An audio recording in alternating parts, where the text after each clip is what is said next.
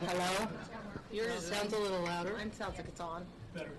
Okay. All right, that's probably about, I would be afraid of that, Mr. Zimmerman, but probably about as good as it's going to get. If the people at the back, if you really can't hear me, would you raise your hand and wave this way? They can't hear me. You're not very close to the microphone. Are we piping into the second room? Yeah, it's a good idea. Move closer. So this is the first time we've been in this room since some of this equipment has been readjusted, so Thank you for your patience. just if you give us a little bit of patience, we'll try to get it for you. You away from Microsoft? No. One of them will take this is I fixed it already. They didn't hear me, but it went in the records. Okay. Yeah, among others, that's what matters. Are we ready? Okay. So we're back in session. How are you hearing me now, okay? Well, I'm sorry, I'm afraid that's as loud as it's going to get. We're gonna speak the best we can, but I would have to lean like this to get closer to the mic, and I got to be here for 4 hours. Sorry, you guys. My neck has to stand up. I'm already leaning in. You can't really see it, but I'm already leaning forward over the table in order to do this. Also, 4 hours of meeting. If I start shouting now, by the end of the night, no one will be able to hear me. So, going to do the best we can. So, we're now up to communications, written and oral. And the first item on the agenda is a proclamation. In May, we have National Kids to Parks Day.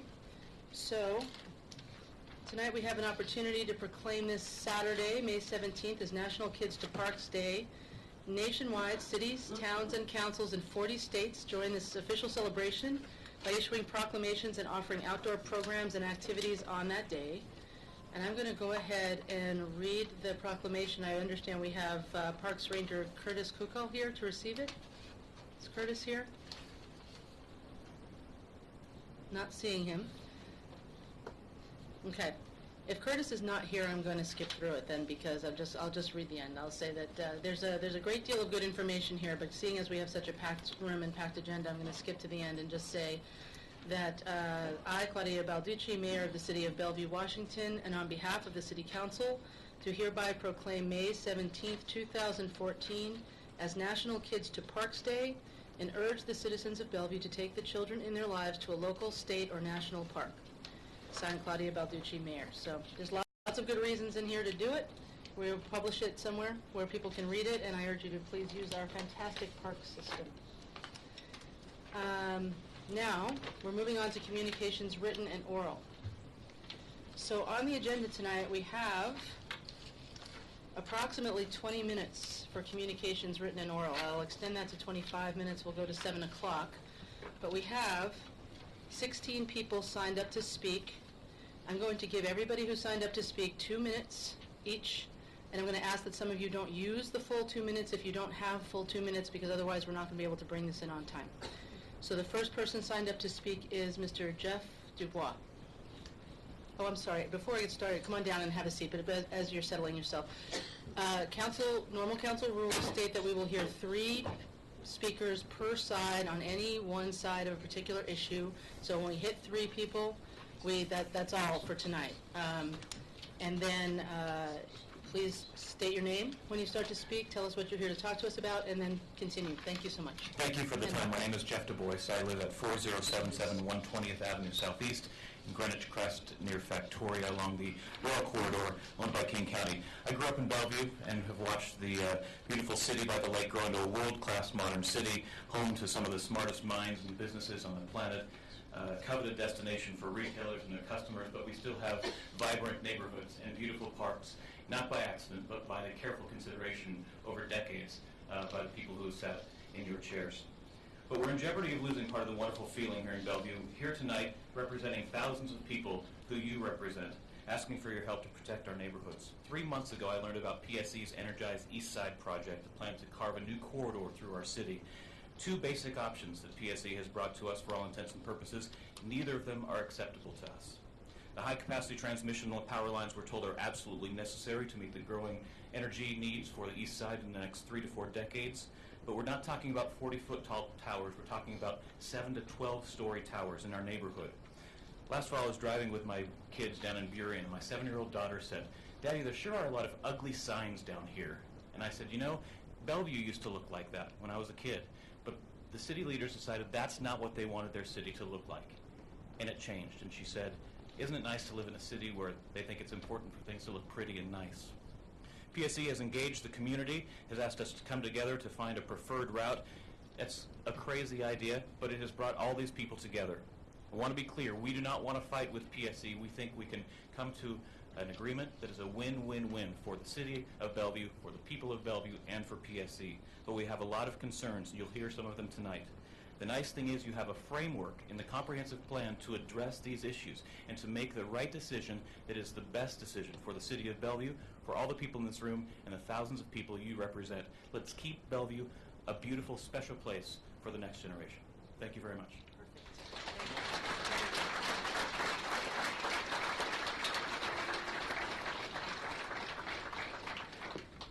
I should also state that it's very nice that everybody's supportive. We do ask that if you approve of what the previous speaker said, I can see there were some experts in the room. Please signify by raising your hand. That way we can see you all. And yeah, I got it. A lot of people approved of what was just said. But next time, raise your hand. Thank you. Or wear an orange shirt. Or wear an orange shirt. Right. That's another approved method. That is, yes. Well done. Good color. Mr. Merrill, welcome. Thank you. I'm John Merrill, a Bellevue small business owner and resident at 4800 134th Place Southeast. My family and I were shocked to learn that power lines the size of 12-story buildings are proposed for our beautiful 2-story neighborhood. Over the last few weeks, I've learned a few things that I'd like to share. First, undergrounding aside, there are several other viable routes to get all the power the East Side needs that have been excluded purposely from this discussion. Second, PSE prematurely narrowed the options before seeking any neighborhood input and is giving its citizens advisory group only 2 options from which to choose when there are many other viable options. Third, the power lines proposed by PSE are designed to move huge amounts of power, much more than Bellevue will need. Because of this, neighborhoods in PSE are at an impasse, and people are bitter and have filed a lawsuit, and I'm afraid it's only going to get worse. What we'd like the council to do is the following. First, invest staff resources now in mediation, analysis, and whatever else it takes to put this issue on a positive track. Second, help all stakeholders get clarity on the future power needs of the East Side versus the needs of the Northwest Regional Power Transmission System. And third and most important, realize that the PSE process as it stands does not reflect the will of the neighborhoods, and ensure that the fast approaching June deadline for a route recommendation is postponed until those other routes are thoroughly and independently analyzed. We fully support providing the infrastructure necessary to enable Bellevue to grow and thrive. Thank you very much. Thank you. Thank you very much. Those jazz hands are also appropriate. Thank you. Okay. Mr. Rick Kaner or Conner? Welcome, Kaner.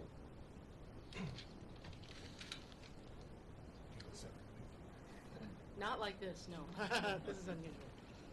Good evening. I'm Dr. Richard Kaner, and I live at 6025 Hazelwood Lane Southeast. I've been an Eastside resident since 1963, and I've practiced internal medicine and geriatrics in Bellevue since 1987. I'm part of the Lake Lanes Association and also part of the coalition of Eastside Neighbors for Sensible Energy. As a physician, my life is guided by my oath, first do no harm. I've seen and treated cancer, and I agree with the city's policy of studying EMF. It's the elephant in the room. We're told not to discuss it because there's lots of data telling us how safe it is.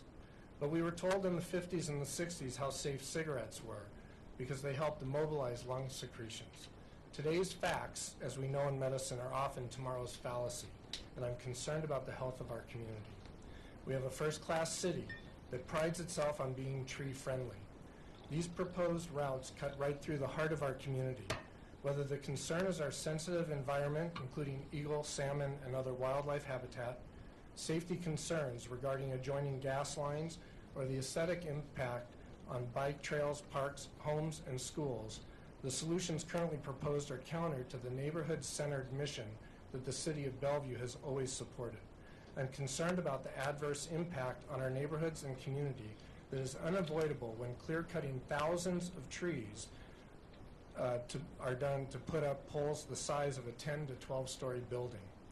Bellevue means beautiful views. It's 2014.